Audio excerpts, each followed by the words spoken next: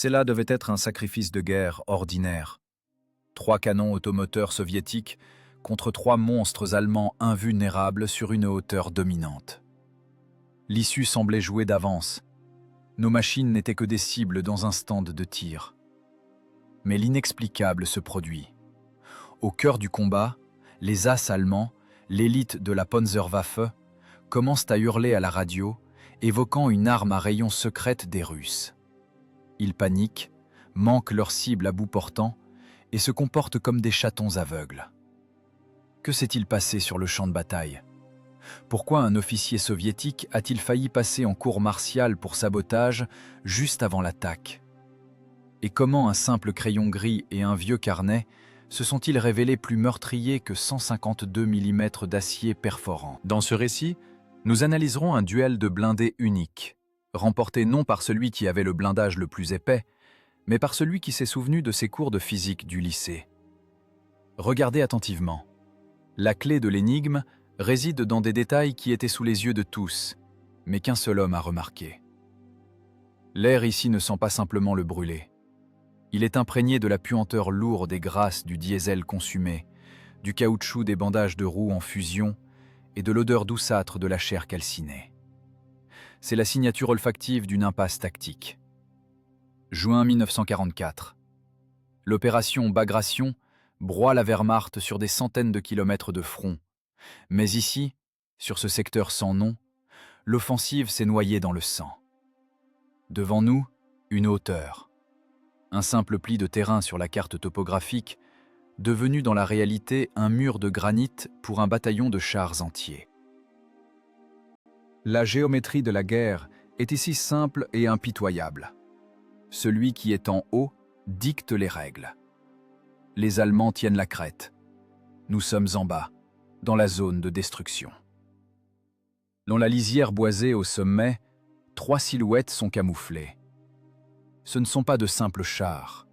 Ce sont les sommets du sombre génie teutonique, incarnés dans 68 tonnes d'acier Krupp allié. Tiger II, le tigre royal. Un char lourd de rupture qui, ici, en position défensive, agit comme un bunker indestructible. Leur blindage frontal, 150 mm incliné selon un angle rationnel. La tourelle, 180 mm d'acier trempé à la dureté du diamant. Pour les canons soviétiques de calibre 76 et même 85 mm, ce blindage est, à une distance supérieure à 500 mètres, une limite physique absolue. Les obus ne la percent pas. Ils s'écrasent simplement sur le métal, ne laissant que des éraflures, ou ricochent vers le ciel en étincelles inutiles, tournant en dérision l'idée même de notre offensive. Mais le plus terrifiant chez ces machines, ce n'est pas le blindage, c'est le canon. 88 mm, le canon long KWK-43. La longueur du tube est de 71 calibres. Ce n'est pas de l'artillerie, c'est un fusil de précision de taille cyclopéenne. La vitesse initiale de l'obus perforant est de 1012 mètres par seconde. C'est 3 fois la vitesse du son. On n'entend pas le coup partir. D'abord, la mort arrive, transformant le char en un tas de ferraille. Et ce n'est qu'ensuite, quelques secondes plus tard, que le bruit sec et claquant de l'air déchiré parvient aux oreilles. À une distance de 2 km, ce projectile conserve assez d'énergie cinétique pour traverser un T-34 de part en part. L'orifice d'entrée est net, comme foré. La sortie est une plaie béante par laquelle sont projetés des morceaux de moteur et d'équipage. En bas, dans le fossé, ce qu'il reste de l'avant-garde finit de se consumer. 5 carcasses de T-34. Ils n'ont même pas eu le temps de se déployer en ordre de bataille. Le premier char a été touché sous la tourelle. La détonation des munitions a arraché la tourelle de son chemin de roulement et l'a projetée à 15 mètres. C'est la physique de l'explosion en espace clos. La pression grimpe instantanément à des centaines d'atmosphères et le métal se déchire comme du papier. Le deuxième char est planté là, le canon fiché en terre. Extérieurement, Il est intact, juste un petit trou dans le flanc. Mais à l'intérieur, plus personne ne vit. Le jet cumulatif ou les éclats du projectile perforant ont transformé l'intérieur du compartiment de combat en hachoir. Les équipages sont morts. Ceux qui ont réussi à s'extraire gisent à côté, fauchés par le feu des mitrailleuses jumelées MG. L'infanterie s'est terrée dans la glaise. Les hommes tentent de se fondre dans le paysage, de s'aplatir, de devenir invisibles. Ici, la peur n'est pas une émotion. C'est un instinct régulé par l'adrénaline. Les soldats le comprennent. Tout mouvement est repéré. Là-haut, sur la hauteur, les Allemands disposent d'optiques Zeiss, des lentilles traitées offrant une image cristalline sans distorsion. Le tireur du Tigre ne voit pas juste un champ, il voit les plis d'une vareuse à une distance d'1,5 km. C'est la domination technologique à l'état pur.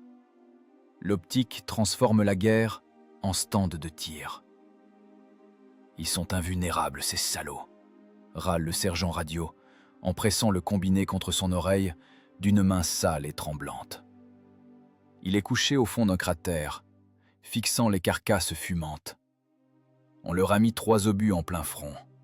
Ça ne leur a rien fait. Ça sonne juste comme une cloche, et il tourne la tourelle. « Ce sont des bêtes », lui répond un fantassin en étouffant une flamme sur sa manche. Ses yeux sont vides, pupilles dilatées, symptômes de contusion et de stress extrême. Ils nous voient, mais nous, on ne les voit pas. Ils tirent à 2 km. On est des cibles en carton pour eux. J'ai vu la tête de Alexei voler. Il n'a même pas eu le temps de comprendre. Il marchait, et plus de tête. L'obus est passé à côté. Le souffle l'a fauché. La position des Allemands est idéale du point de vue balistique. Le versant ouest de la hauteur dissimule leur châssis, ne laissant apparaître que les tourelles. Ce front impossible à percer. Ils contrôlent un secteur de tir de 180 degrés. Tout véhicule sortant de la forêt sur la plaine se retrouve dans un piège géométrique. Le temps de vol de l'obus est de moins de 2 secondes. Le temps de réaction de l'équipage de nos chars est de 3 secondes. Les mathématiques ne sont pas de notre côté. Nous perdons cette équation avant même d'appuyer sur la détente. En ce moment, alors que le soleil est haut, les tigres règnent sans partage. Ils économisent leurs munitions avec méthode, choisissant leur cible. Un coup, un impact. Un coup, un brasier. Ce n'est pas un combat, c'est une exécution. La destruction industrielle de matériel et de forces vives organisée à la chaîne. Les pilotes des machines allemandes ne coupent même pas leurs moteurs. Le grondement sourd des moteurs Maybach de 700 chevaux parvient jusqu'en bas, se mêlant au gémissement des blessés.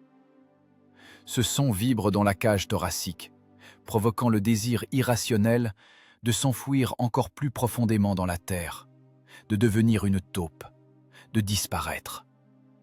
Mais l'attaque doit continuer, tel est l'ordre. Et quelque part à l'arrière, dans les abris de l'état-major, un crayon trace déjà une flèche traversant cette hauteur maudite. L'état-major ne voit pas les carcasses en feu. L'état-major voit un objectif opérationnel. Cela signifie qu'ils enverront de nouveaux hommes ici. Encore du métal, encore des vies, pour nourrir les bêtes sur la colline. La situation semble être une impasse. Les moyens conventionnels sont épuisés. Il faut un argument d'un autre calibre.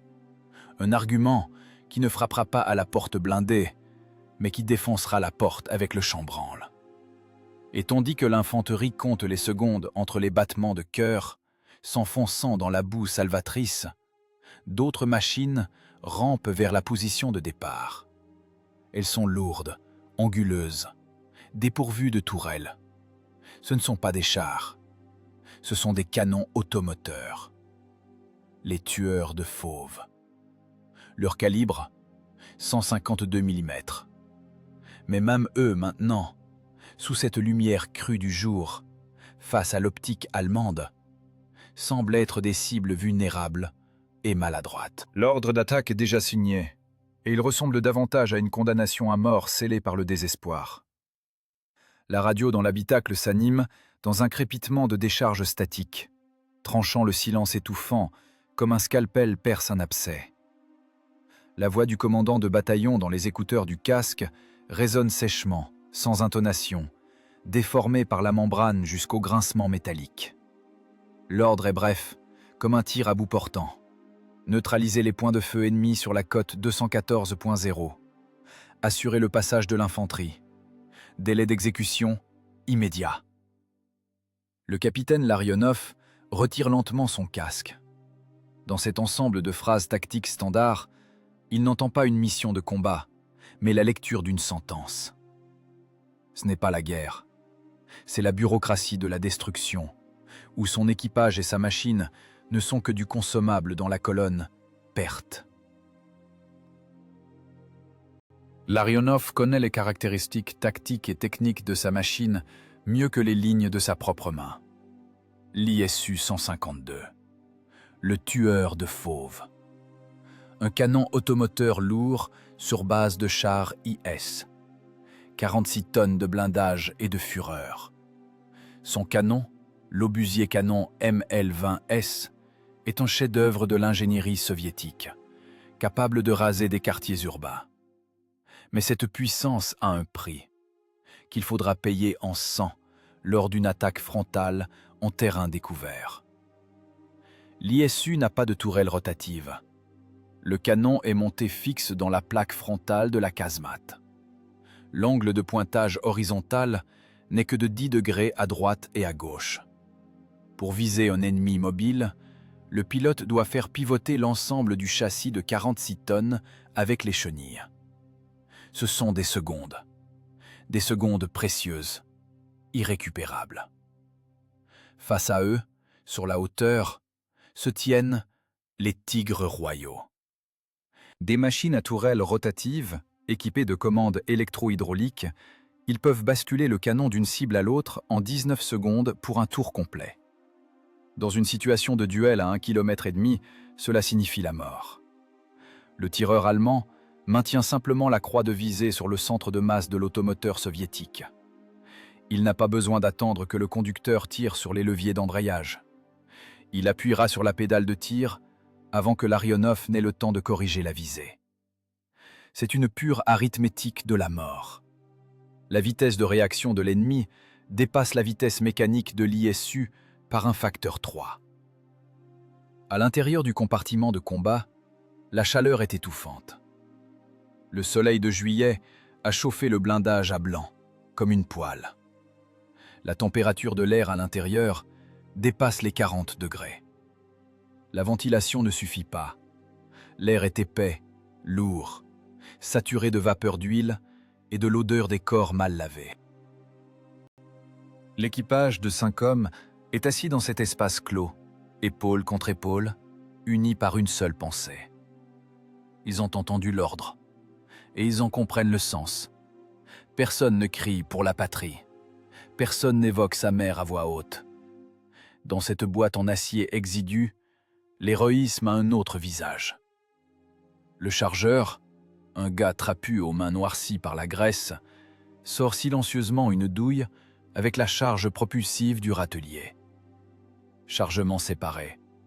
La malédiction du calibre 152 mm. Il faut d'abord introduire l'obus de 48 kg dans la culasse.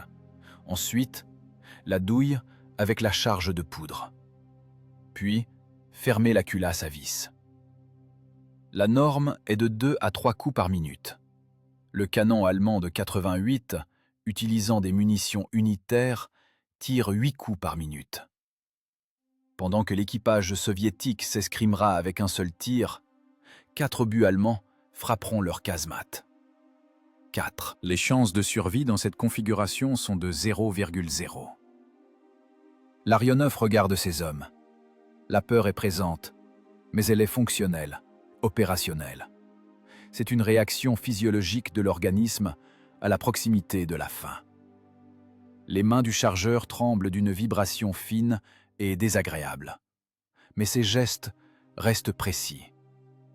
Il essuie le culot de la douille avec un chiffon, autant des grains de poussière invisibles. C'est un rituel, une tentative d'ordonner le chaos, de contrôler quelque chose dans un monde qui cessera d'exister dans 10 minutes. Le tireur, le front appuyé contre le bandeau du viseur panoramique, tourne les volants, vérifiant la fluidité du mouvement. Il sait que son optique est inférieure à celle des Allemands, en luminosité et en grossissement, mais il vérifie les mécanismes avec l'obstination d'un condamné. Sur la tablette rabattable, directement sur la carte avec l'itinéraire d'attaque, repose un bout de crayon chimique. Le conducteur, essuyant la sueur de son front avec une manche huileuse, écrit rapidement quelque chose sur un morceau de papier arraché à un carnet. Ce n'est pas une lettre, c'est une navigation sèche pour l'équipe d'inhumation. Nom, année de naissance, adresse de la famille. Il plie le papier en triangle et le glisse dans la poche de poitrine de sa vareuse, sous ses papiers d'identité. C'est plus sûr. Si le corps brûle, les documents dans la poche peuvent survivre, pressés contre la chair. Le pragmatisme de la mort. « Camarade capitaine !» La voix du chargeur est rauque, comme s'il avait avalé du sable. « Si un obus tape dans les munitions, on ne pourra même pas nous ramasser à la petite cuillère. On va s'évaporer. » Pas de bavardage, tranche Larionov, mais sans méchanceté. Il constate simplement l'infraction à la discipline. Ta tâche est d'enfourner l'explosif dans le tube en 20 secondes. Tu penseras à l'éternité plus tard. Oh, je ne dis rien. Le gars sourit de travers. C'est juste rageant. Ils ont du size, ils ont la hauteur. Et nous, on est comme sur un plateau. On va tout droit au stand de tir. Larionov ne répond pas. Il sait que le garçon a raison. Le blindage frontal de l'ISU est de 90 mm. À 1,5 km, le Tigre Royal le perce sans même s'en apercevoir. La seule chance, c'est un miracle. Mais à la guerre, il n'y a pas de miracle. Il y a la balistique, la résistance des matériaux, la compétence tactique. Ici, il n'y avait qu'un ordre stupide et linéaire. Avancer et mourir, pour révéler le système de feu ennemi. L'échange de 5 vies et 40 tonnes de métal contre l'information sur l'emplacement exact des chars allemands. Une reconnaissance par le feu coûteuse. Le commandant regarde sa montre. La trotteuse avance par saccades, mesurant les derniers instants de sécurité relative. Le conflit entre le devoir de l'officier et la raison de l'ingénieur le déchire de l'intérieur plus violemment que n'importe quel obus.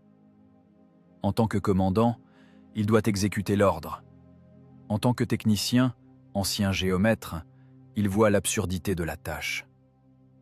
Attaquer de front une hauteur fortifiée face à un adversaire supérieur en portée de tir n'est pas de la tactique. C'est du gaspillage. Il sent le poids de la responsabilité, non pas éphémère, mais bien physique, pesant sur ses épaules comme une pression de milliers d'atmosphères.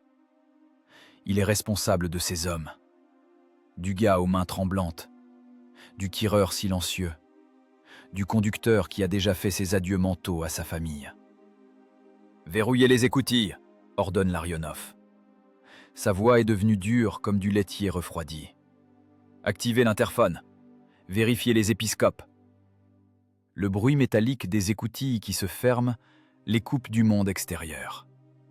Désormais, leur univers est l'habitacle de l'automoteur. L'obscurité, percée par la faible lueur des ampoules éclairant les cadrans, le grondement du moteur qui pénètre jusqu'aux os, et l'attente du coup contre lequel il n'y a pas de défense. « Perforant prêt ?» demande Larionov. « Explosif brisant, camarade capitaine », corrige le chargeur. Il ne reste que 5 perforants. « Charge l'explosif », hoche Larionov. 50 kilos de TNT, c'est un argument. Même si on ne perce pas, on les sonnera. Si on arrive jusque-là. La phrase si on arrive jusque-là, reste suspendue dans l'air, lourde et poisseuse. Personne ne la commente. Tous comprennent. Arriver à distance de tir direct est déjà un exploit. S'approcher des tigres, ne serait-ce qu'à 1 kilomètre sous leur feu, relève de la science-fiction. Mais le moteur rugit, montant dans les tours, et la machine de plusieurs tonnes tressaute, prête à entamer son dernier mouvement. Devant, il y a la hauteur. Devant, il y a la mort, emballée dans de l'acier croupe. Et un ordre impossible à annuler. L'Arionov ne sort pas de papier à lettres. Dans cet air vicié, imprégné de l'odeur de la mort, où les autres équipages griffonnent à la hâte leur dernier « pardon » et « je t'aime », il s'attelle à une tâche qui semble insensée aux yeux des autres. Le capitaine déploie sa tablette sur ses genoux. La carte n'est pas juste du papier avec des signes topographiques. Pour lui, géomètre professionnel dans sa vie d'avant-guerre, la carte est un ensemble de vecteurs, d'angles et de fonctions trigonométriques. La guerre n'a pas annulé son métier, elle a juste changé les outils. Au lieu du théodolite et du niveau, il a désormais un viseur panoramique Hertz et un automoteur de 46 tonnes. Au lieu de jalons, des carcasses de chars en feu. Il regarde la cote 214.0, non comme un militaire, mais comme un ingénieur géomètre. La plupart des commandants n'y voient qu'un obstacle, une zone fortifiée à prendre d'assaut frontalement. L'Arionov voit le relief. Il voit les courbes de niveau indiquant la pente. Il voit l'exposition du versant. Les Allemands, fidèles à leur manuel, ont pris une position classique. Ils se sont retranchés sur la contrepente, le versant ouest, ne laissant sur la crête que des postes d'observation et sortant les canons pour tirer. Cela leur donne l'avantage.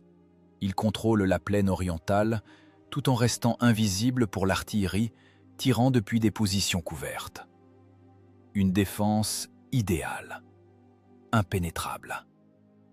Mais tout système idéal possède une vulnérabilité inhérente à sa nature même.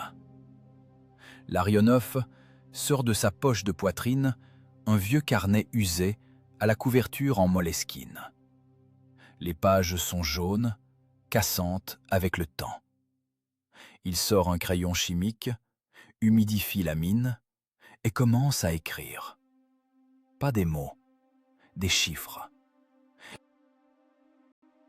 Autour, la canonnade tonne, la terre tremble sous les impacts proches. De la rouille tombe du plafond de l'habitacle, mais lui, il calcule. Le sinus de l'angle de site de la cible, l'azimut du coucher du soleil, la vitesse de rotation de la Terre, 15 degrés par heure. L'Arionov ferme les yeux, convoquant l'image du champ de bataille. 3 tigres royaux. Leur optique est un chef-d'œuvre de l'industrie allemande. Carl Zeiss. Fort grossissement, lentilles traitées, large champ de vision. Ils voient tout.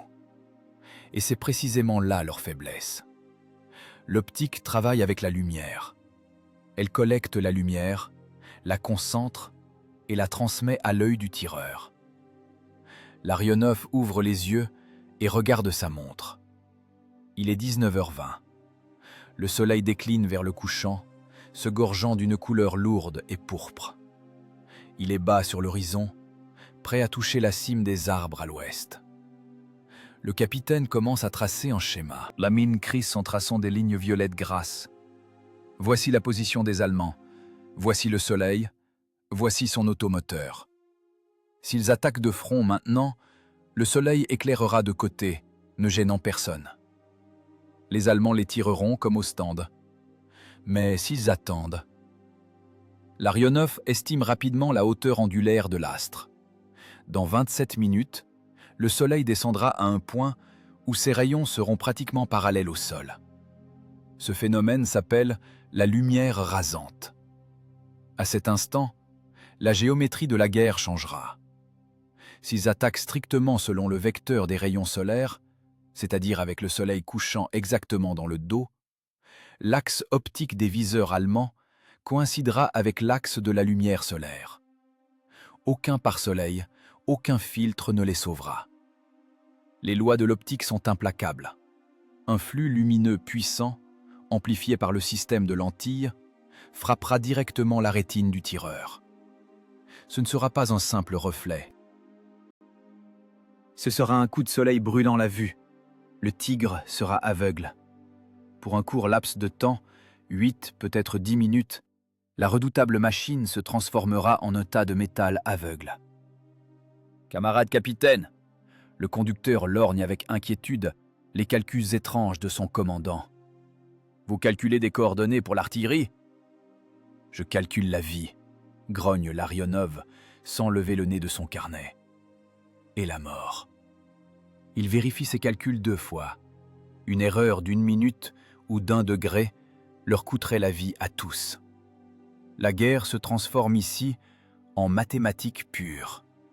Les émotions, la peur, la haine, tout cela est secondaire. La balistique et l'astronomie sont primordiales.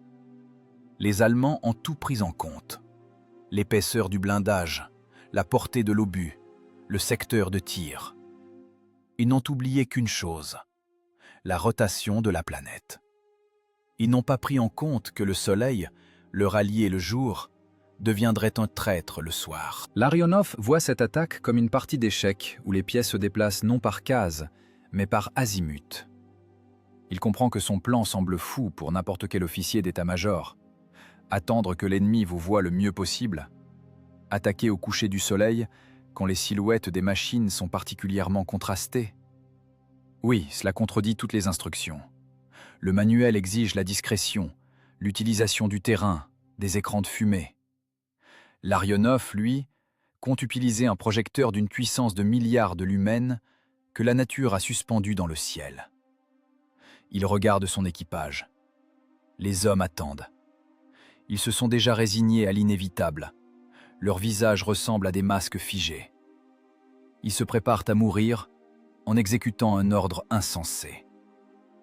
Larionov doit leur donner une chance. Pas un espoir. L'espoir à la guerre est une chose stupide et peu fiable. Il doit leur donner un calcul. Une justification technique de survie. « Écoutez mon ordre !»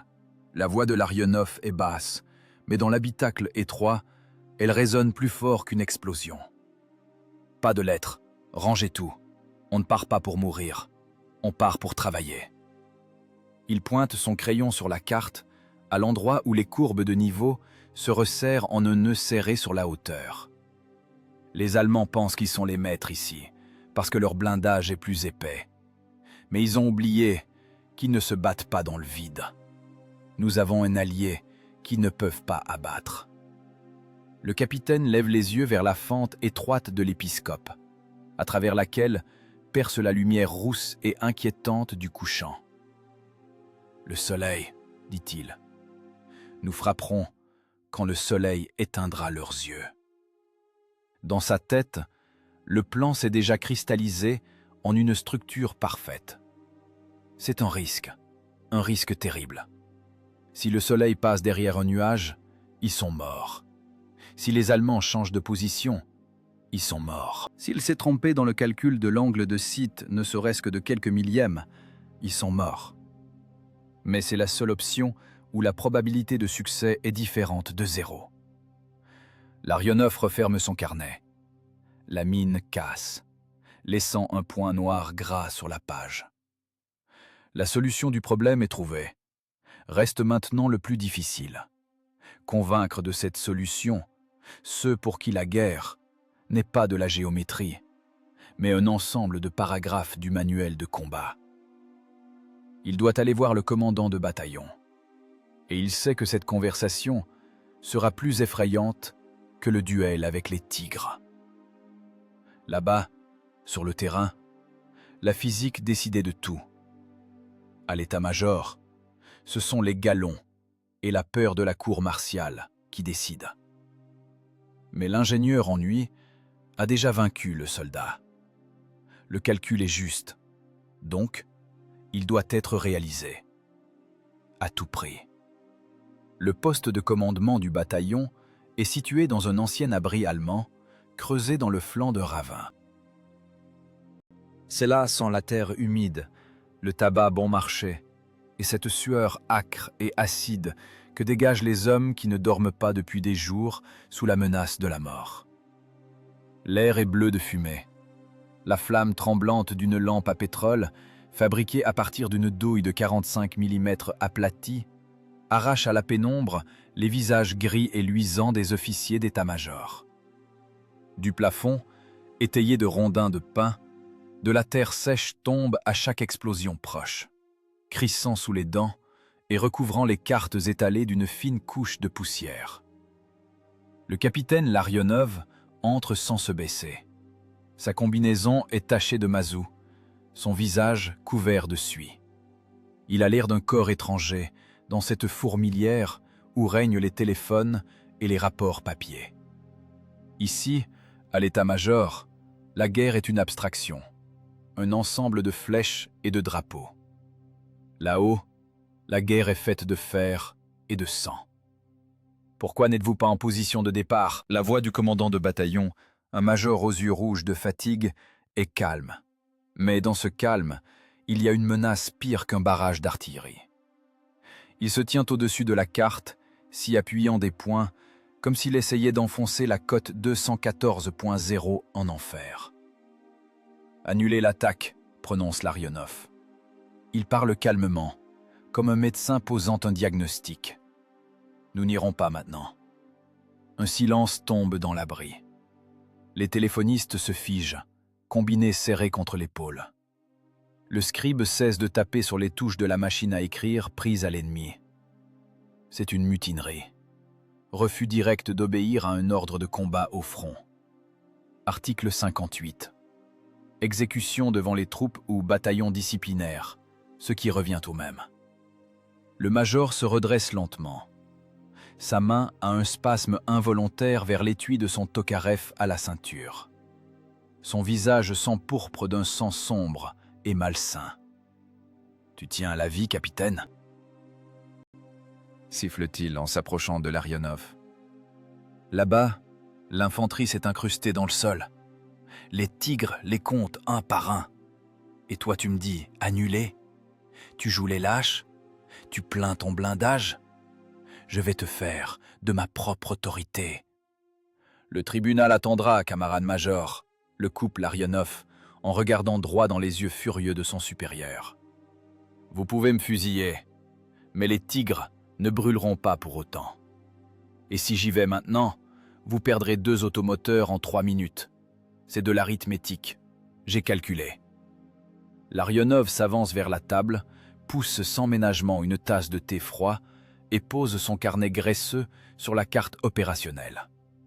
La page des calculs est sale, raturée, mais les chiffres y sont nets. Des chiffres d'ingénieur. Regardez ici. Il pointe le schéma du doigt. Les Allemands sont là, versant ouest. Le soleil est ici maintenant. Leur optique est du Zeiss, traité, grossissement x5. Ils voient les rivets sur mon blindage. Si je sors maintenant, je suis une cible. Je suis un cadavre. Et mon équipage avec.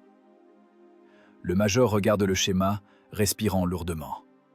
La colère lutte en lui contre la fatigue et le bon sens. C'est un officier d'infanterie. Il a l'habitude de mesurer la guerre en mètres de territoire conquis, pas en degrés célestes. « Et alors ?» aboie le major. « Je dois attendre qu'ils partent d'eux-mêmes ?» L'ordre du corps d'armée est de prendre la hauteur pour 20h00. « Nous la prendrons », répond durement Larionov. « Mais pas maintenant. Nous irons à 19h47. » « Pourquoi 47 ? Tu es astrologue ?» Le major regarde le capitaine avec suspicion. « C'est quoi ce caprice ?»« Ce n'est pas un caprice. C'est de la physique, » dit Larionov, en martelant chaque mot. À 19h47, le soleil descendra à l'azimut 280. Angle de site, 0. Les rayons seront parallèles au sol. Droit dans les objectifs de leur viseur, ils n'auront pas une optique, mais des projecteurs dans les yeux. Ils seront aveugles. Les pare-soleils n'aideront pas, le soleil est trop bas. J'aurai 8 minutes. 8 minutes où leur fameux Zeiss travaillera contre eux. Le matin, ils ont l'optique. Le soir, j'ai le soleil. Le major reste silencieux, examinant le schéma. Un processus complexe se déroule dans sa tête. D'un côté, un capitaine d'artillerie fou qui propose de faire la guerre selon le soleil, comme un grec ancien. De l'autre, 3 T-34 calcinés et une compagnie d'infanterie qui ne peut pas lever la tête. Si Larionov a raison, c'est une chance. Sinon, c'est l'échec de l'offensive et la cour martiale pour le major lui-même. « Et s'il y a des nuages ?» demande sourdement le major sans lever les yeux. « Le ciel est dégagé, le baromètre est haut, » part Larionov. « Et s'ils changent de position ?» Ils ne changeront pas, ils sont sûrs d'eux. Ils sont les rois de la montagne. Les Allemands sont des maniaques, ils ne changent pas ce qui fonctionne. Le major passe la main sur son visage, effaçant la fatigue grise. Il risque tout. Ses galons, sa liberté, sa vie. Autoriser un retard de 40 minutes dans l'attaque est un crime selon le règlement. Mais envoyer les automoteurs à l'abattoir maintenant est un crime de conscience. La guerre apprend à choisir entre le mauvais et le monstrueux. 19h47, répète le major, goûtant l'heure. D'accord, au diable le géomètre. Il lève un regard lourd vers Larionov. Je te donne ces minutes. Je rapporterai en haut que tu as une avarie technique. Conduite de carburant bouchée. Mais souviens-toi, capitaine. Le major se penche au-dessus de la table et son chuchotement est plus effrayant qu'un cri. Si à 20h00, la hauteur n'est pas à nous, si tu t'es trompé dans tes calculs, ne serait-ce que d'1 degré, je te mettrai personnellement au mur, sans tribunal, comme saboteur. Tu as compris? Compris. Larionov ne cille même pas. À 20h00, la hauteur sera à nous. Ou bien tout me sera égal. Va, fait le major d'un geste de la main, se retournant vers la carte. Va, et prie ton soleil. Larionov fait demi-tour réglementaire par l'épaule gauche et sort de l'abri. Son dos est droit comme un fût de canon. Il a gagné du temps. Il a acheté ses 40 minutes au prix de sa propre tête. Le marché est conclu. Il ne reste plus qu'une chose, faire fonctionner la physique. Dehors, l'air du soir semble étonnamment frais après le souterrain vicié. Larionov inspire à plein poumon, sentant le goût du brûlé. Il regarde vers l'ouest. L'énorme disque solaire en fusion glisse lentement, traîtreusement lentement, vers la lisière de la forêt. La mécanique céleste fonctionne avec la précision d'un chronomètre suisse. La planète tourne, exposant l'ennemi au cou. Larionov ajuste sa ceinture et marche vers sa machine. Maintenant, il n'est plus seulement commandant. Il est un ingénieur qui s'apprête à mener l'expérience la plus complexe de sa vie. Une expérience où l'enjeu est la mort. Dans son dos, dans l'abri, le major saisit le combiné du téléphone. « Boulot, ici Faucon. Je retarde l'attaque. Raison technique. »« Oui. Oui, sous ma responsabilité. Heure H, 19h47. Terminé. » Les moteurs sont coupés. Le silence soudain frappe les oreilles plus fort que l'explosion d'un obus de 152. Ce n'est pas un silence de paix, c'est le vide avant la détonation. Le fracas du front quelque part sur les flancs semble lointain, irréel, comme venant d'une autre dimension.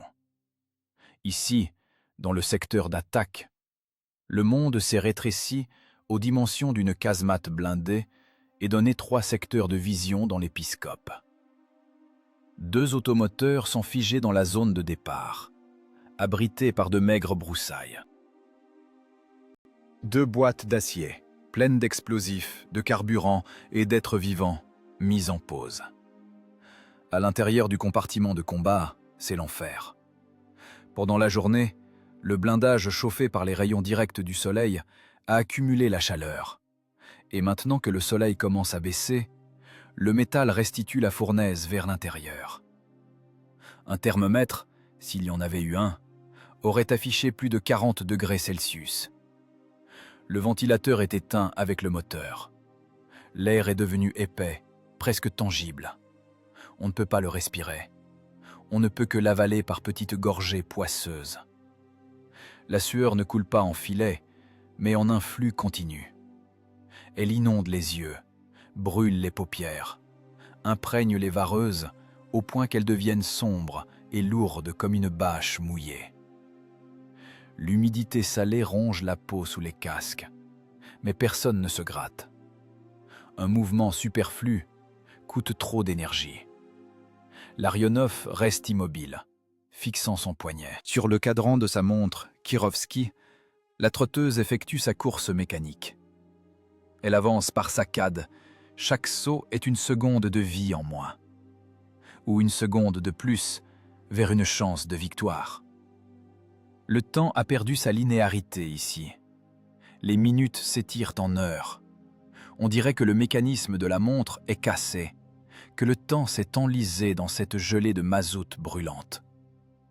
Larionov entend le moteur V2IS refroidir. Le métal, en se contractant, émet des cliquetis calmes et mélodieux. Le tintement du collecteur qui refroidit sonne comme le décompte d'un métronome. Le conducteur, assis à l'avant, a un sursaut, comme frappé par une décharge électrique. Son dos, moulé par le tissu mouillé, est tendu comme un câble de treuil. Il ne se retourne pas, mais sa voix résonne dans le silence, un fausset vibrant et brisé.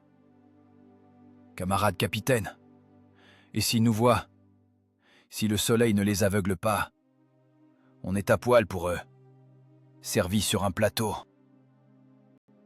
La question reste suspendue dans l'air étouffant. C'est la question que chacun des 5 hommes se pose. La peur. La réaction chimique de l'organisme face à l'inconnu. Une décharge de cortisol qui fait trembler les mains et battre le cœur à 120 pulsations par minute. « S'il n'aveugle pas, on brûlera », répond calmement Larionov. Il ne ment pas. Il ne prononce pas de paroles réconfortantes sur la chance ou le blindage. La vérité technique est le meilleur remède contre l'hystérie.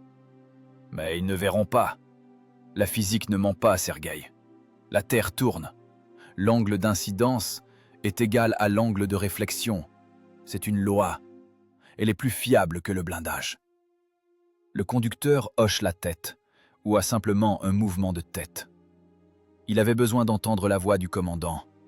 Une voix calme, sèche, sans tremblement.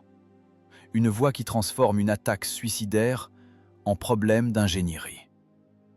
Larionov reporte son regard sur l'épiscope. À travers le verre multicouche épais et trouble, le monde apparaît déformé, verdâtre.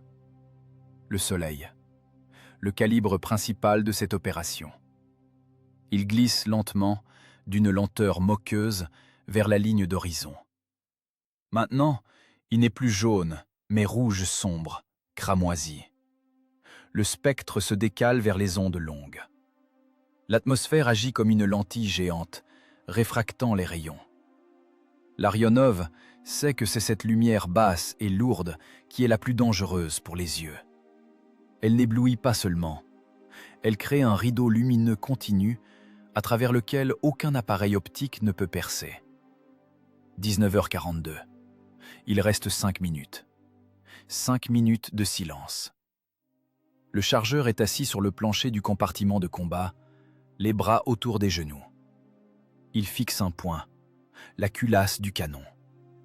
Le bloc d'acier massif de la culasse couvert d'une couche de graisse, est pour l'instant le seul Dieu en qui il croit. Le tireur essuie l'oculaire du panorama avec un morceau de flanelle. Il le fait pour la 10e fois. Les mouvements sont automatiques, dénués de sens, mais nécessaires pour garder la raison. La motricité des mains apaise le cerveau. « Température de l'eau » demande l'Arionov, brisant le vide du silence. « 80 degrés » répond le mécanicien. « Huile, 75. Normal. Gardez sous contrôle.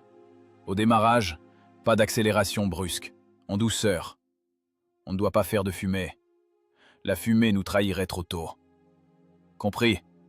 En douceur. » L'aiguille de la montre passe la barre de 19h45. La tension dans l'habitacle atteint la limite d'élasticité du métal. On dirait que l'air commence à vibrer.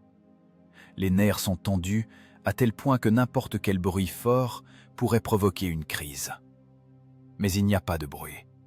Seulement la respiration lourde et sifflante de 5 hommes et le tic-tac du moteur qui refroidit. L'Arionov sent une coulée de sueur froide le long de sa colonne vertébrale, malgré la chaleur de 40 degrés.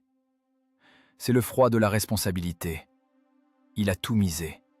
Sa vie, la vie de ses gars, le succès du bataillon. Et tout cela dépend de l'angle sous lequel les photons de lumière frapperont les lentilles allemandes. Il regarde à nouveau dans l'épiscope. Le soleil touche par son bord inférieur la lointaine lisière de la forêt. Ça commence. L'horizon s'embrase d'or liquide. Les ombres des arbres s'allongent, deviennent de longues lances noires pointant vers l'est, vers la hauteur allemande. La nature a enclenché l'interrupteur. Un flux lumineux d'une puissance de millions de candélas frappe parallèlement au sol, inondant tout devant lui d'un éclat aveuglant, insoutenable. Pour ceux qui regardent d'est en ouest, le monde a cessé d'exister. Il ne reste que la lumière. L'Arionov porte le microphone à ses lèvres. Ses mouvements sont devenus précis, économes. La peur a disparu. Reste le travail, reste le timing. Équipage, attention, prononce-t-il. L'heure. L'aiguille de la montre se dresse à la verticale. 19h47. Démarrer. Le démarreur siffle et les 12 cylindres du diesel répondent par un rugissement bas et guttural. Le sol vibre sous les pieds. La machine prend vie. Elle s'éveille pour tuer. Le silence est fini. La guerre de la physique commence. 19h47. La mécanique céleste a fonctionné avec la précision d'un chronomètre d'artillerie. Le disque solaire a touché le point calculé à l'horizon. À cet instant, l'astre a cessé d'être un objet astronomique pour se transformer en arme tactique d'une puissance infinie. Le flux lumineux, traversant les couches denses de l'atmosphère, s'est tendu comme une corde, frappant strictement parallèlement à la surface de la Terre. Angle de site de la cible, 0 degré. En optique, on appelle cela un contre-jour. Mais ici, sur le champ de bataille, c'est un bouclier aveuglant. La nature a érigé un mur de photons entre les deux automoteurs et les viseurs allemands. « Air !» L'ordre de l'Arionov frappe les tympans. Le conducteur ouvre brutalement la vanne de la bouteille d'air comprimé. Le sifflement pneumatique, un bruit sec comme un coup de fouet relâchant la pression, est suivi d'une explosion lourde et basse dans les 12 cylindres. Le moteur V2IS se réveille. 520 chevaux, enfermés dans un bloc de fonte, se ruent vers l'extérieur. Les tuyaux d'échappement crachent dans le ciel du soir des volutes de fumée noire et grasse. Le gazole imbrûlé des premiers temps. Une seconde plus tard, la noirceur cède la place à une brume gris-bleu. Le châssis de l'automoteur, pesant 46 tonnes, tressaille comme un être vivant recevant une décharge électrique. La vibration traverse les galets d'acier, les barres de torsion de la suspension, se répercutant dans les vertèbres des membres de l'équipage. « En avant, plein gaz !» Le conducteur agrippe à deux mains les leviers des embrayages latéraux. Ici, pas de direction assistée hydraulique, pas d'électronique. Pour tourner ou déplacer ce mastodonte, il faut une force musculaire brute. L'effort sur les leviers se compte en dizaines de kilos. Il enfonce l'embrayage principal, enclenche la deuxième vitesse dans un craquement qui fait grincer les dents et relâche les pédales. La dalle d'acier de plusieurs tonnes a un soubresaut. Les chenilles, faisant cliqueter les axes des patins, mordent dans la glaise sèche. La terre vole de dessous la poupe en motte de boue et de poussière. L'ISU 152, ressemblant à un saurien préhistorique, rampe lentement, péniblement, mais inéluctablement hors des broussailles, vers l'espace découvert. Vu de l'extérieur, cela ressemble à un acte de pure folie. Un suicide absolu, clinique. Deux boîtes maladroites, sans tourelles rotatives, sortent sur un champ parfaitement plat face aux 3 meilleurs chars du monde. Distance, 1,5 km. Aucun pli de terrain, aucune manœuvre d'évitement. Tout droit, de front. Selon toutes les lois de la tactique, leur vie devrait se compter en secondes. N'importe quel élève officier de l'école des blindés vous le dira. C'est une exécution. Mais les élèves officiers apprennent le règlement, pas la physique de la lumière. La vitesse d'accélération d'un automoteur lourd est désespérément lente. Ce n'est pas un T-34 qui bondit comme un lévrier. L'ISU prend de l'inertie lourdement, à contre-cœur. 10 km à l'heure, 15, 20. Le moteur hurle au régime maximum, dévorant des litres de carburant. À l'intérieur de l'habitacle, le bruit est tel que son propre cri semble être un chuchotement. Le fracas des chenilles, le hurlement de la transmission, le cliquetis du métal, tout cela se fond en une unique symphonie de violence mécanique. Mais une fois que la machine a pris de la vitesse, on ne peut plus l'arrêter. 46 tonnes, multipliées par une vitesse de 25 km à l'heure, c'est une énergie cinétique colossale. C'est un bélier volant à travers l'espace. L'Arionov se colle à l'épiscope. Devant lui s'étend le champ, rayé par les traînées de balles et les cratères. Et devant, sur la hauteur, se détachent les silhouettes sombres des tigres. Mais maintenant, ils ont un aspect différent. Ils se noient dans une lueur pourpre.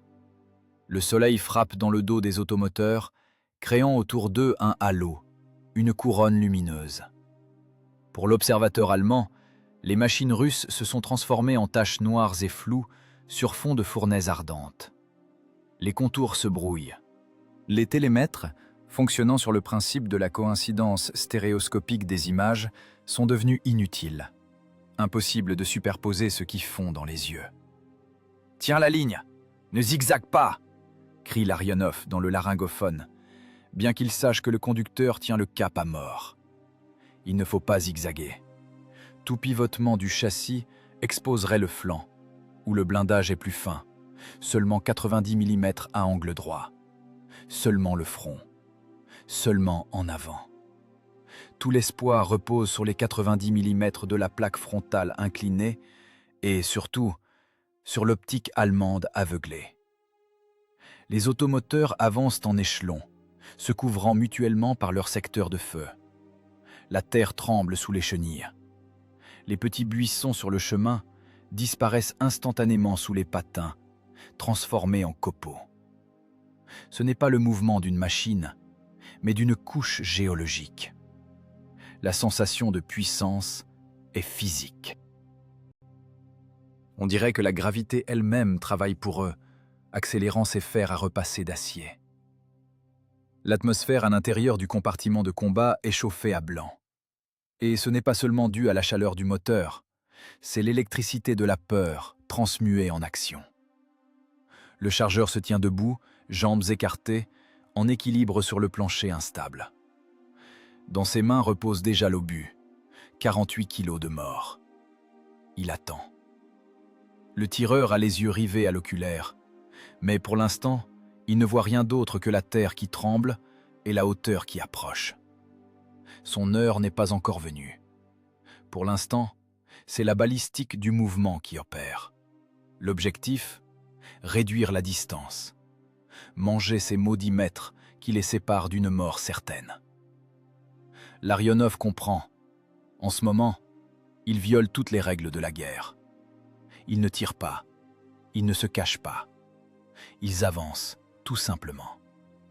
C'est une attaque psychologique. La vue de deux monstres qui foncent sur vous depuis le soleil aveuglant, ignorant la menace, brise le mental de l'ennemi plus vite que les obus.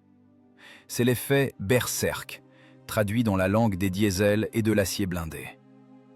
La méticulosité allemande, habituée à la logique et au calcul, doit dérailler. L'ordinateur dans la tête des commandants allemands doit planter face à cette audace. Le grondement des moteurs se répercute sur le sol et monte vers le ciel. Mais le silence venant de la hauteur allemande résonne encore plus fort. L'ennemi se tait. Les secondes s'écoulent. 5 secondes. 10. Pas de tir. Le coup de soleil a fonctionné. Les Allemands essaient de comprendre ce qui se passe. Ils tournent les molettes de réglage, essuient les lentilles, changent les filtres, mais on ne trompe pas la physique. Le flux lumineux brûle leur assurance à chaque seconde de retard. « Fonce, Sergueï, pied au plancher !» chuchote Larionov, sans quitter la fente de visée. L'aiguille du compteur de vitesse tremble près de la marque 30. C'est la limite. Limite pour la machine, limite pour le sol, limite pour l'équipage. L'ISU fonce à l'attaque, enveloppée d'un nuage de poussière et de gaz d'échappement, rayonnante dans les rayons du couchant, comme un char de la vengeance. La distance diminue. 1300 mètres, 1200. Le Rubicon est franchi. Pas de retour en arrière. Seulement en avant, dans la gueule ardente de la hauteur, là où derrière un blindage épais sont assis des hommes qui viennent de comprendre, leurs instruments parfaits sont aveugles. À l'intérieur de la tourelle du Tigre Royal de tête, numéro tactique 101, règne une atmosphère stérile, de laboratoire. Ici, ça ne sent pas l'huile brûlée et la sueur comme dans les machines soviétiques. Ici, ça sent le cuir synthétique coûteux des sièges, la graisse d'armes et l'ozone des servomoteurs électriques. La machine de guerre allemande est ergonomique. Elle a été créée pour un meurtre confortable. Le tireur, un Obergefreiter avec une croix de fer sur la poitrine, ne se sent pas soldat, mais opérateur d'une machine-outil complexe. Son poste de travail est la perfection. Appui front moelleux, volant de visée confortable, pédale de déclenchement électrique sous le pied. Il fait une confiance absolue à sa technique. Il sait que son viseur TZF-9B est le summum de l'optique. Un système monoculaire à grossissement variable permettant de loger des obus dans la fenêtre d'une maison à 2 km de distance. Cible à 12 heures.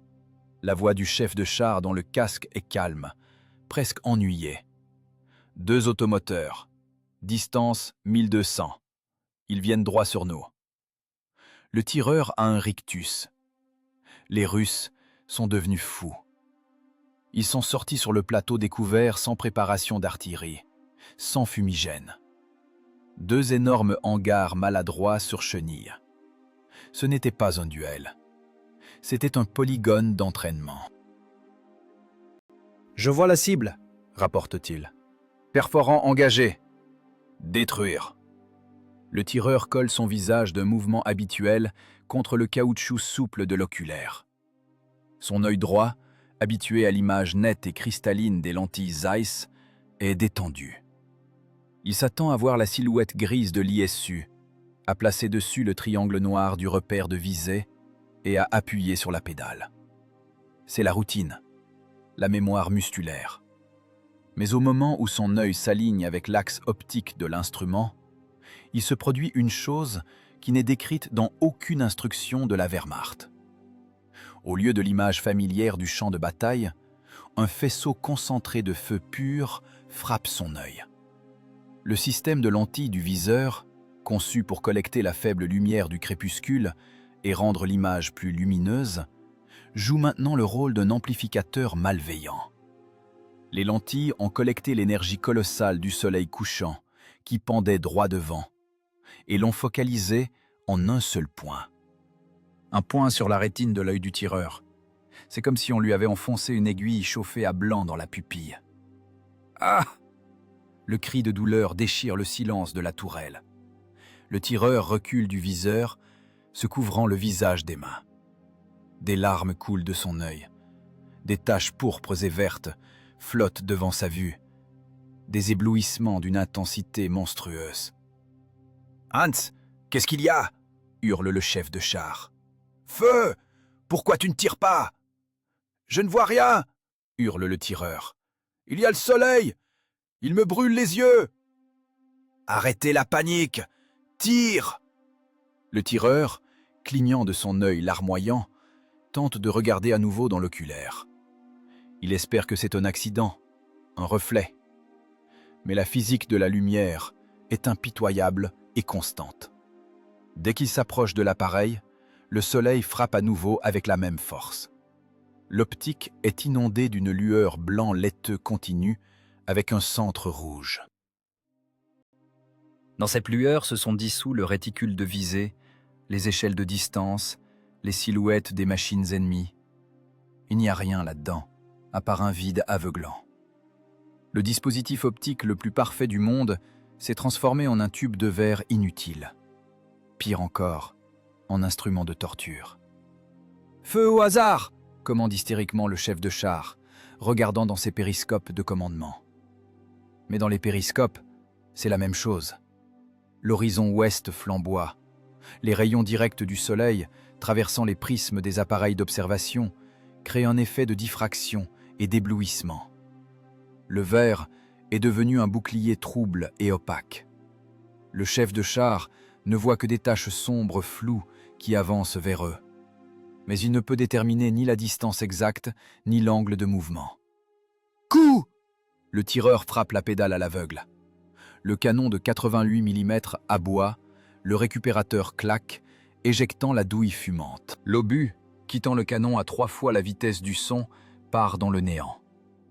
Sans visée précise, sans correction, il transperce simplement l'air. Le tireur a visé un peu plus bas, se fiant à son intuition. Mais à une telle distance, une erreur d'1 millimètre à la bouche du canon donne un raté de dizaines de mètres à l'arrivée. Dans le champ, à une centaine de mètres à gauche des ISU en marche, une gerbe de terre jaillit. Trop court. « À côté, plus à gauche !» crie le chef de char. Mais lui-même ne comprend pas à quel point plus à gauche. La panique s'empare des ondes. Les équipages des 2 autres Tigres sont confrontés au même problème. Les échanges radio, d'habitude précis et réglementaires, se transforment en brouhaha de marchés de gens effrayés. « Aigle 2, je ne vois rien, optique éblouie. »« Ce n'est pas le soleil !» crie quelqu'un à la radio. « Les Russes utilisent des projecteurs. C'est une nouvelle arme, des rayons secrets. Ils brillent. »« Je ne peux pas les attraper dans le réticule. » La peur de l'inconnu est la plus forte. Les tankistes allemands, habitués à leur supériorité technique, font face à une situation où leur super-pouvoir, la vue, a été désactivé.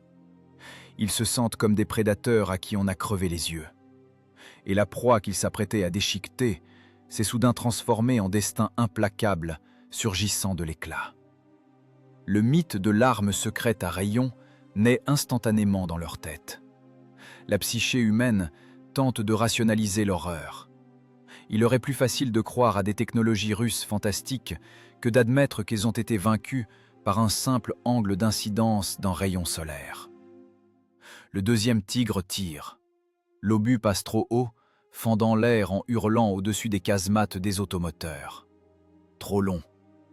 Les tireurs de la Wehrmacht tournent fébrilement les volants, essayant de trouver une position où la lumière ne blesse pas autant les yeux. Ils changent les filtres, basculent les commutateurs de grossissement. Inutile. Les filtres jaunes, verts, fumés ne font que teinter la lumière aveuglante de différentes nuances, mais n'en suppriment pas l'intensité. Le contraste de la cible est nul. Le châssis noir de l'automoteur soviétique sur le fond de la forêt noire, inondé de contre-jour, est invisible. Et les machines russes continuent d'avancer, en silence, sans tirer. Elles approchent simplement, grandissant en taille, se transformant de petits points en monolithes menaçants et sombres. Pour les Allemands aveuglés, cette marche silencieuse est plus effrayante que n'importe quelle canonnade. Cela ressemble à un cauchemar où un monstre marche sur vous, et vous ne pouvez pas bouger, ne pouvez pas viser, et votre arme devient un jouet. Dans la tourelle du 101, le tireur essuie ses larmes avec la manche de sa vareuse. Ses mains tremblent. Les mathématiques du combat se sont effondrées. Il ne reste que l'instinct animal, tirer dans la direction où doit se trouver l'ennemi et prier pour que l'obus trouve sa cible par hasard. Mais la théorie des probabilités travaille aujourd'hui non pour Krupp, mais pour le géomètre soviétique. Un nouveau tir éventre la terre devant la chenille de l'automoteur de droite, arrosant le blindage d'une grêle d'éclats et de mottes d'argile sèche.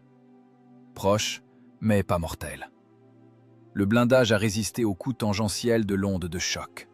« Arrière, reculez !» hurle le chef du Tigre. « Il faut aller à l'ombre, changer de position !»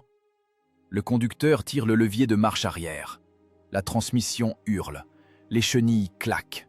Le mastodonte de 68 tonnes a un soubresaut en arrière, tentant de se cacher derrière la crête de la hauteur. Mais il est trop tard.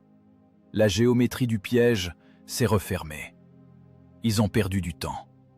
Ils ont perdu l'initiative. Et le plus important, ils ont perdu la vue au moment même où la distance s'est réduite à une portée mortelle. Le chaos radio enfle, couvrant le rugissement des moteurs. Et depuis l'ouest, du cœur du couchant, une avalanche d'acier déferle sur eux, guidée par un calcul froid et une physique impitoyable. Larionov a 8 minutes. Ce n'est pas une métaphore ni une figure de style. C'est un intervalle astronomique précis, tant que la hauteur angulaire du Soleil permet de maintenir les viseurs allemands en état de cécité. Le Soleil ne reste pas sur place. Il tombe derrière l'horizon à la vitesse de 15 degrés par heure.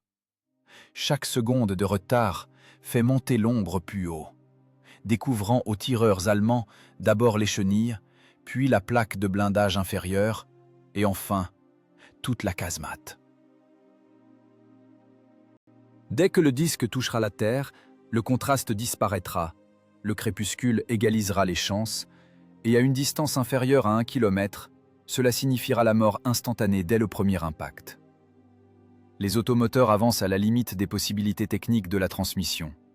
Vitesse, 30 km/h. Pour une machine de 46 tonnes en terrain accidenté, c'est un sprint. Le moteur fonctionne en régime forcé, dévorant en quelques minutes une ressource d'heures moteur prévue pour des mois. À l'intérieur de l'habitacle, règne un fracas qui fait vibrer les plombages dans les dents. Ce n'est pas juste du bruit, c'est une pression acoustique. L'équipage ne communique que par gestes et par des ordres courts et aboyés via les laryngophones. Les mots sont superflus ici. Ici, ce sont les chiffres de distance qui parlent. 1500 mètres. Les obus des Tigres continuent de déchirer la terre autour. Les explosions soulèvent des colonnes de terre noire. Les éclats frappent le blindage comme la grêle sur un toit de tôle. Mais il n'y a pas d'impact direct. Les mathématiques de Larionov maintiennent un dôme de protection. Les obus tombent trop courts ou trop longs de 200 ou 300 mètres. C'est une erreur gigantesque pour l'école d'artillerie allemande, habituée à mettre dans le mille. Voir cette impuissance de l'ennemi, sentir sa propre invulnérabilité au milieu de la tempête de feu, est un sentiment enivrant. La peur s'en va. À sa place, vient un calcul froid et méchant. L'équipage comprend. Le commandant n'est pas juste un ingénieur, c'est un chaman qui a passé un accord avec le ciel. 1200 mètres. La terre tremble. Les machines lourdes avancent comme des brise-glaces, brisant les broussailles et écrasant les cratères. Le conducteur Sergueï s'agrippe au levier jusqu'à s'en blanchir les jointures. Sa tâche est maintenant plus complexe que celle d'un tireur d'élite. Il doit conduire la machine avec assez de douceur pour que le tireur puisse garder la cible dans le champ de vision, mais assez vite pour ne pas perdre l'inertie de l'attaque. La sueur lui inonde les yeux. Le liquide salé pique les paupières, mais il ne peut lâcher les commandes, ne serait-ce qu'une seconde. Un mouvement incorrect de l'embrayage, la machine dérape, se met de flanc, et alors, le soleil cessera de protéger. Le flanc, c'est la mort. 1000 mètres. Distance de tir efficace pour le canon ML-20S. Mais l'Arionov se tait. Il ne donne pas l'ordre d'ouvrir le feu. Il ne lui faut pas juste un impact. Il lui faut la destruction. L'obus explosif de calibre 152 mm possède une force destructrice monstrueuse. Mais sa balistique est courbe, celle d'un obusier. À grande distance, toucher un char en mouvement ou en manœuvre est difficile. L'Arionov veut s'approcher à bout portant. À distance de tir au pistolet pour un tel canon. 800 mètres. C'est la ligne au-delà de laquelle rater est impossible. 800 râle la voix du tireur dans les écouteurs. Je vois la silhouette. Je la vois nettement. La cible dans l'oculaire grandit. Maintenant, ce n'est plus juste une tache. C'est la tourelle anguleuse du tigre qui s'agite fébrilement de gauche à droite. Le tireur allemand panique. Il cherche l'ombre, cherche la cible, mais ne trouve qu'une lumière aveuglante. L'Arionov voit le long canon avec son frein de bouche regarder dans le vide, à droite de leur course. « Courte !» crie l'Arionov. C'est le moment le plus dangereux de l'attaque. Tirer en marche avec un ISU-152 est impossible. Il n'a pas de stabilisateur de canon. Pour tirer avec précision, le mastodonte de plusieurs tonnes doit s'arrêter, se figer, se transformer en cible immobile. Le conducteur écrase la pédale de frein et l'embrayage principal. 46 tonnes d'inertie tentent de continuer le mouvement, mais les bandes de frein, hurlant et fumant, saisissent les tambours. Le nez de l'automoteur pique. La suspension se comprime à fond, puis se détend. La machine commence à osciller longitudinalement. Haut bas, haut bas. Ce sont des secondes de cauchemar. Tant que le châssis oscille, impossible de tirer. Le canon se promène verticalement avec une amplitude de plusieurs mètres. Le tireur ne peut pas attraper la cible. Et le temps passe. Ces fameuses 8 minutes s'écoulent. L'Arionov compte mentalement les oscillations. 1, 2, 3. L'amplitude s'amortit. Les barres de torsion absorbent l'énergie. « Rotation gauche, 005 !» hurle le tireur. L'ISU n'a pas de tourelle. Pour pointer le canon horizontalement, il faut tourner tout le châssis. Le mécanicien relâche l'embrayage gauche, met les gaz. La chenille crisse, le châssis a une secousse vers la gauche d'une fraction de degré. « Stop !» La machine se fige. Maintenant, elle est un monolithe. Dans le viseur du tireur, le réticule se pose exactement sur la jonction de la tourelle et du châssis du tigre de tête. C'est l'endroit le plus vulnérable. Pas pour la pénétration. L'obus explosif se moque de la pénétration. C'est le point d'application de l'impact cinétique. Le tireur voit cette jonction aussi clairement que si elle était dessinée à la craie. Le soleil rouge du couchant souligne le contour du char ennemi en contre-jour, le transformant en cible idéale. Dans l'habitacle, un silence tombe. Le moteur est passé au ralenti, son grondement devient sourd en arrière-plan. On entend la respiration lourde du chargeur qui a engagé l'obus dans la culasse dès l'approche. On entend le déclic des interrupteurs. Hausse 10, correction 0. La voix du tireur est sèche, dénuée d'émotion. C'est la voix d'une calculatrice. Prêt. L'Arionov regarde sa montre. Il leur reste la moitié du temps. 4 minutes. Le soleil est suspendu juste au-dessus de la lisière, comme attendant le dénouement. Les Allemands, remarquant l'arrêt des machines russes au son ou à l'intuition, commencent à tourner leurs tourelles vers eux. Le canon du Tigre rampe lentement vers eux, par saccades. Mais il est aveugle. Il cherche à tâtons. Et le tireur russe voit tout. « Feu !» expire l'Arionov. Ce mot déclenche un processus chimique irréversible. Le percuteur frappe l'amorce. L'inflammateur met le feu à la charge propulsive principale. Des kilos de poudre se transforment instantanément en gaz, créant dans la culasse une pression de 3000 atmosphères. Cette force expulse le lingot d'acier de 48 kg hors du tube. Le recul est tel que l'automoteur de 46 tonnes recule comme s'il avait reçu un coup de massue en plein front. La poussière du sol monte jusqu'au plafond, aveuglant un instant l'équipage. Mais l'obus est déjà en vol. Il a moins d'1 seconde de vol. Cette seconde est l'écart entre la vie et la mort, entre la physique du vol et la physique de la destruction. Le tir du canon ML-20S n'est pas un son, c'est un déplacement physique de l'atmosphère. À l'intérieur de la casemate de l'automoteur, il se produit à cet instant un séisme local d'une magnitude de plusieurs degrés. La culasse du canon, un bloc d'acier massif, recule sur la longueur du recul, touchant presque la paroi arrière du compartiment de combat.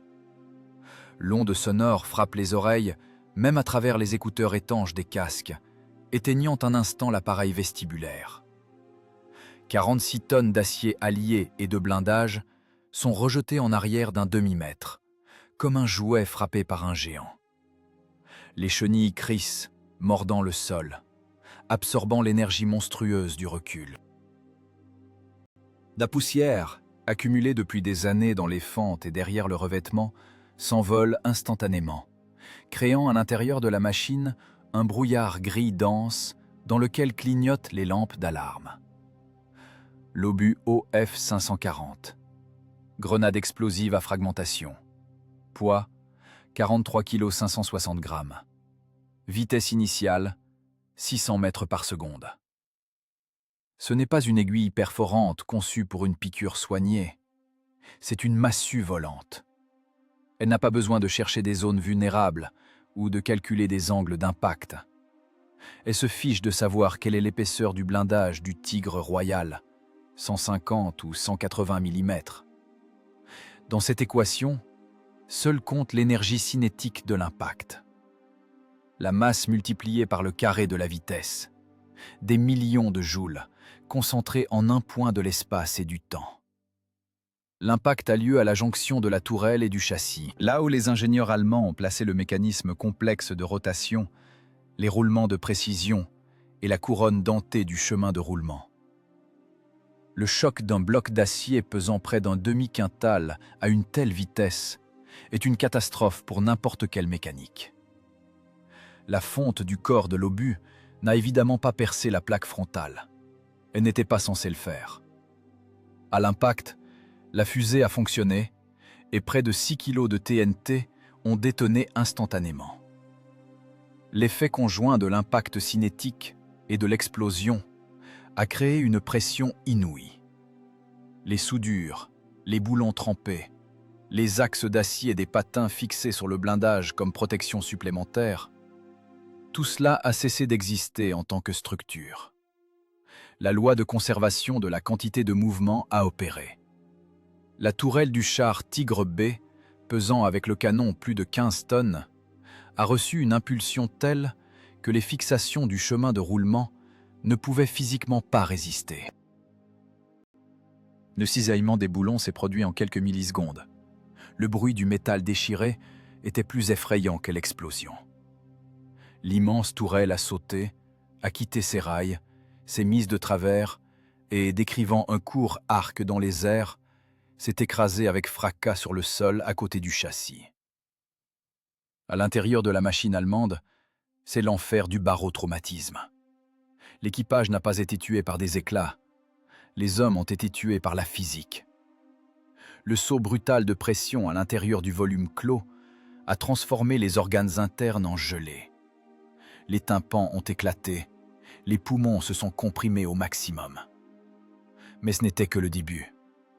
Les étincelles de l'impact et les éclats de blindage chauffés à blanc, détachés de la face interne, effet d'écaillage, ont atteint les munitions. Dans les niches du châssis étaient stockés des dizaines d'obus de calibre 88 mm. Les charges de poudre se sont enflammées. Une seconde après l'impact, une colonne de feu de 20 mètres de haut a jailli du chemin de roulement ouvert du Tigre décapité. C'était la détonation des munitions. L'onde de choc était d'une telle force qu'elle a arraché les lourds capots du compartiment moteur et les a projetés dans le champ. Le corps du char de plusieurs tonnes a gonflé comme une boîte de conserve, les soudures ont lâché. Ce qui, une minute plus tôt, était le sommet de la construction de chars allemandes, un monstre invulnérable, s'est transformé en un tas de ferraille brûlant, crachant une fumée noire et grasse. « Impact !» Le cri du tireur perce le bourdonnement dans les oreilles. « Tourelle arrachée, ça brûle !» Larionov ne crie pas. Il n'y a pas d'émotion. Il y a le travail. « Chargez !» commande-t-il. Le deuxième Tigre, situé à droite, tente de se sauver. Le commandant de la machine allemande, aveuglé par le soleil et assourdi par la destruction du chef de file, commet une erreur fatale. Il donne l'ordre d'un virage brusque pour passer derrière la contrepente de la hauteur, à l'ombre. Mais il ne voit pas le relief. Dans la panique, le conducteur tire trop brusquement sur l'embrayage. La lourde machine, pesant près de 70 tonnes, heurte à plein gaz un rocher avec sa chenille. L'inertie de la masse contre la résistance du métal. L'axe du patin casse. La chenille, glissant du barbotin comme un serpent, se déroule sur le sol. Le char pivote sur place, se présentant de flanc aux automoteurs attaquants, faisant tourner sa roue motrice impuissante dans le vide. Il est devenu une cible idéale, immobile.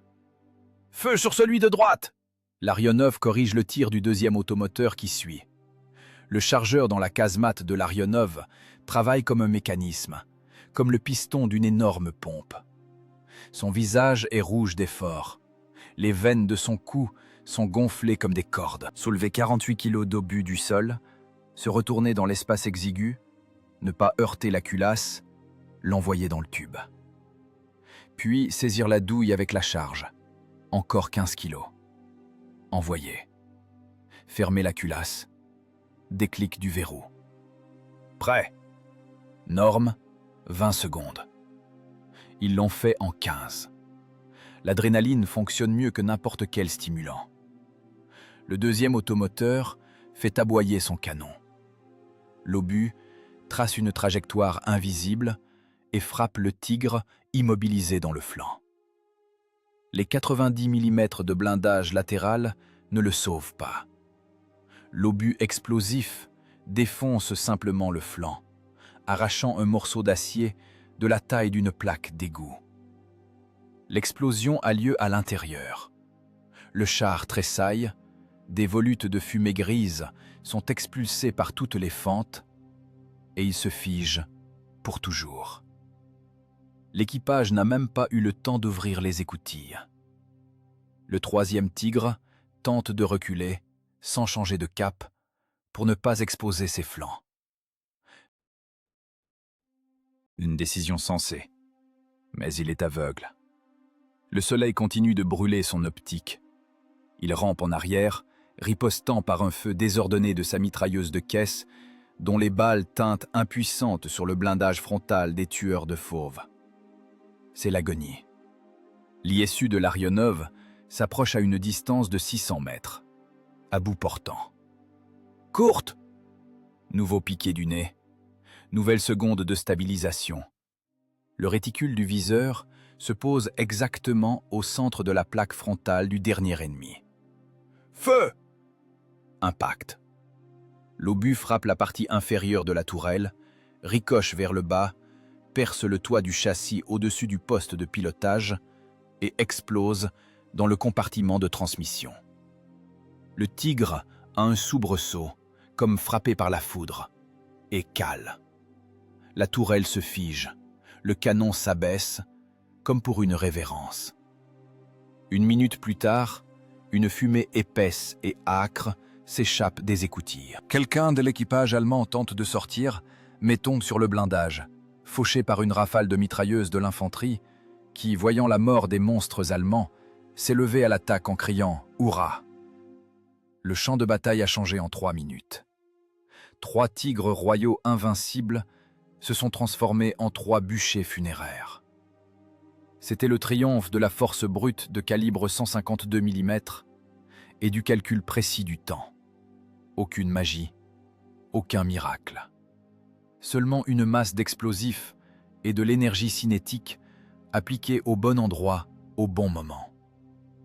Les automoteurs continuent d'avancer, passant à côté des carcasses en feu.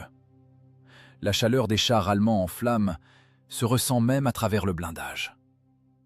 Larionov regarde dans l'épiscope l'œuvre de ses mains.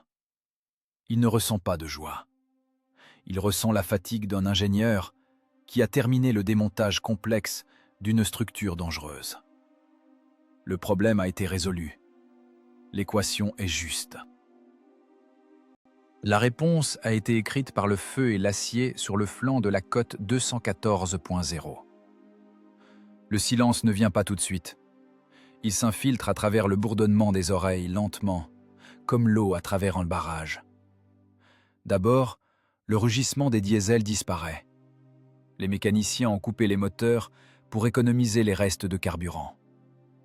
Puis le crépitement des mitrailleuses s'apaise, et seul le craquement du métal en feu et les explosions sourdes et gutturales à l'intérieur des chars allemands troublent ce nouveau régime acoustique. La hauteur 214.0 est morte, ou, pour parler le langage des rapports d'état-major, nettoyée de l'ennemi.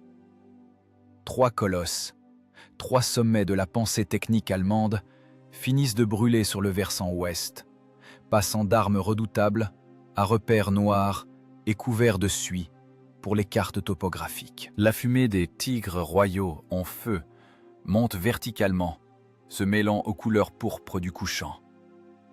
Le ciel ressemble à une plaie ouverte. Dans l'air flotte une suspension lourde. Mélange de suie de poudre, de caoutchouc brûlé des bandages et de l'odeur douceâtre et nauséabonde de la viande grillée.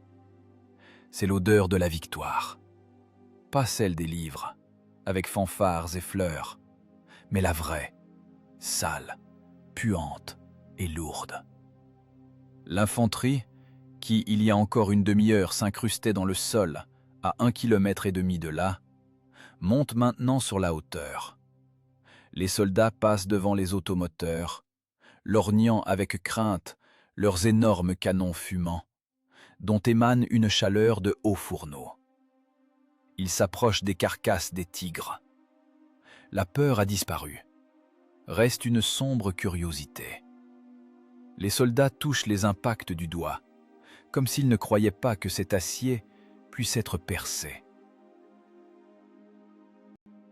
Les 88 mm qui tenaient en respect tout le front ont maintenant l'air pitoyable. Les canons sont plantés dans le sol ou regardent le ciel sous des angles non naturels. Les tourelles, arrachées de leur chemin de roulement, gisent à côté, dévoilant les trous noirs des compartiments de combat. Le mythe de l'invulnérabilité s'est effondré. Il ne s'est pas brisé contre l'héroïsme, mais contre 48 kilos de TNT et d'acier, multipliés par l'énergie cinétique. Larionov déverrouille l'écoutille avec difficulté. Les verrous sont grippés par l'écart de température. Il doit peser de l'épaule. La lourde plaque de blindage bascule dans un grincement et l'air frais s'engouffre dans la casemate, leur semblant être de l'oxygène pur après la chambre à gaz du compartiment de combat. Le capitaine sort sur le toit de la casemate.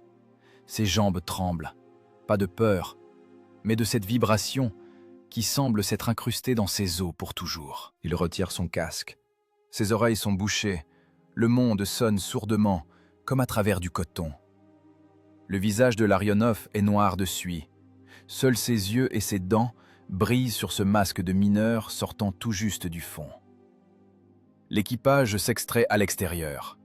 Le conducteur Sergueï tombe littéralement de l'écoutille, happant l'air par la bouche, comme un poisson jeté sur la rive. On pourrait tordre sa vareuse. Le tireur s'assoit directement sur le blindage, jambes pendantes, et allume une cigarette de ses mains tremblantes. La petite flamme danse. Personne ne sourit. Personne ne crie « Hurrah !» Il n'y a tout simplement plus de force pour cela. La ressource énergétique de l'organisme a été épuisée jusqu'au fond. C'est un état de vide, où les émotions ont brûlé avec la poudre. Le jeune chargeur, celui-là même qui tremblait avant le combat, tourne maintenant autour de la tourelle arrachée du tigre.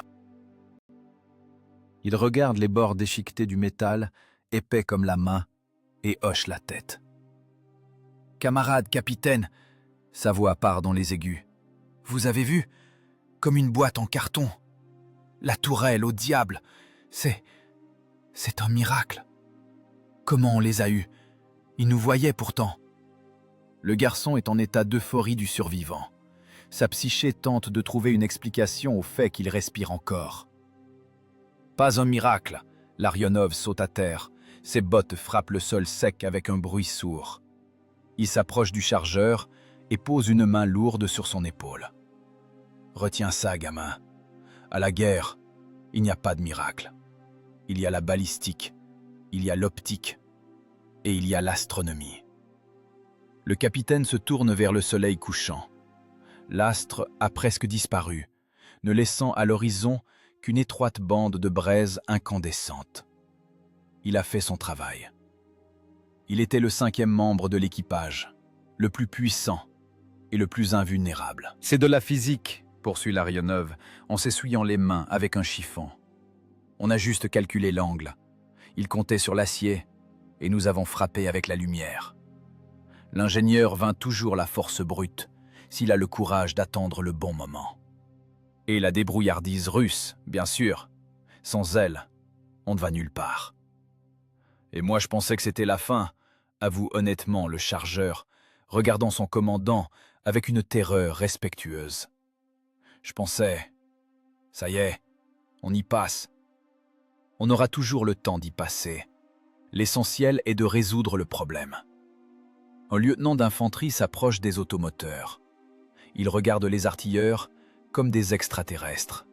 « Vous assurez, les gars ?» hoche-t-il la tête.